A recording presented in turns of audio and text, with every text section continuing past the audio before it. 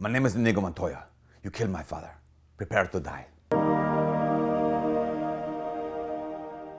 Hi, my name is Father Mike Schmitz, and this is Ascension Presents. There was this nurse who used to work with a number of people as they were dying. She worked in hospice, and she, in her interviewing these people as they were passing from this life into the next, she saw a repeated pattern, that what she called the top 5 regrets of the dying.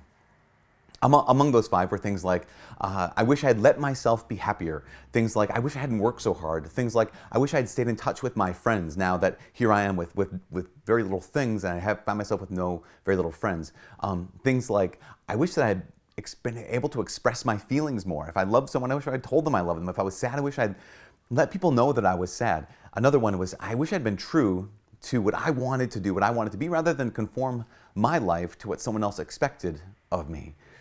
It's interesting, these top 5 regrets of people who are dying, one of the things that it reveals is this. It reveals that we're not very good at dying.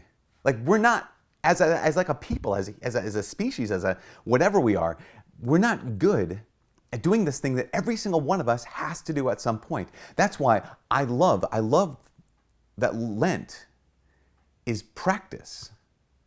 Lent is practice for dying. I mean, that's really, really what it is in so many ways. Why? Because it's preparation for resurrection, right? Preparation for Easter, celebrating Easter. But in so many ways, what is Easter? Easter is how do we open our hearts? How do we prepare ourselves to receive the life that God has in store for us? Isn't that exactly what life after death for the Christian is meant to be? It's this, to enter into the Father's house that Christ has prepared a place for us in, to enter into the joy, enter into the life that He's created for us, that He's made possible for us, that He gives us to us, makes possible for us by His grace. But we're not ready for it. We're not ready to die because so few of us live like we think that death is coming. I mean, think about it. These top 5 regrets of the dying have to do with relationships. They have to do with, I wish I'd lived my life on purpose. I mean, think about this. I wish I'd lived my life on purpose rather than just wasted my life. Nobody's going to get to death and say, I wish that I had spent more time watching Netflix. I wish. No one's going to get to their deathbed and said, man, I know I totally could have watched that episode of The Office 42 times rather than 41 times. I mean, think about how we live our lives. C.S. Lewis points this out in the Screwtape Letters. He says most people get to the end of their lives saying, not only did I not do what God wanted me to do, I didn't even do what I wanted to do.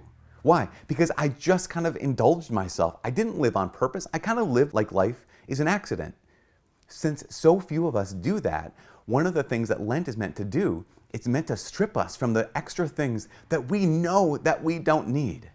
Because that's what death is, isn't it? It's a stripping of all of these things in our life. We have to give up different kinds of foods. We have to give up relationships. We have to let go of things that just don't belong in our lives.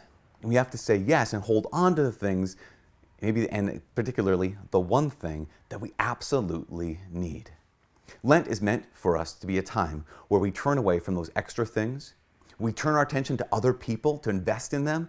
And most of all, where we turn our hearts and our everything to God to say, at the end of my life, I will have nothing. I will have nothing except for you, God. So at the end of my life, will I be prepared to have nothing but you, God?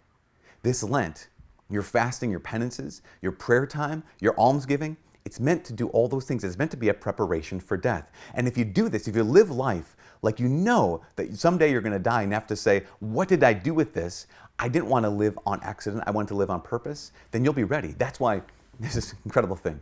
Cardinal Dziwisz was the personal secretary to the Holy Father, Pope John Paul II, St. John Paul II.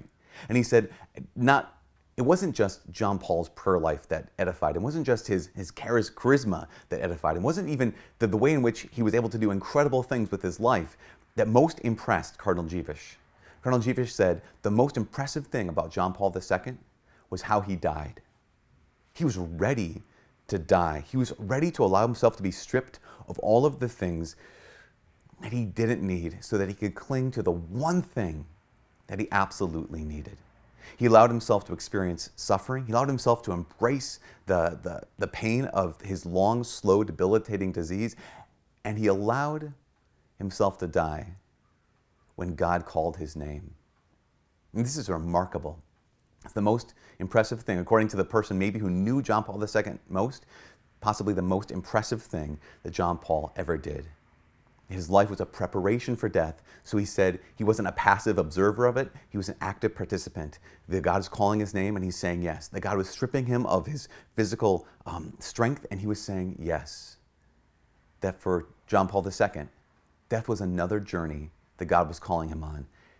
His response was simply to say yes. This Lent, this is another death, another stripping that God's calling you on. Our practice for death is simply saying yes to that stripping, no matter how it comes and no matter when it happens. It's an intense thing, but so is death. So get ready for it. Prepare to die. My name is Father Mike Schmitz. God bless.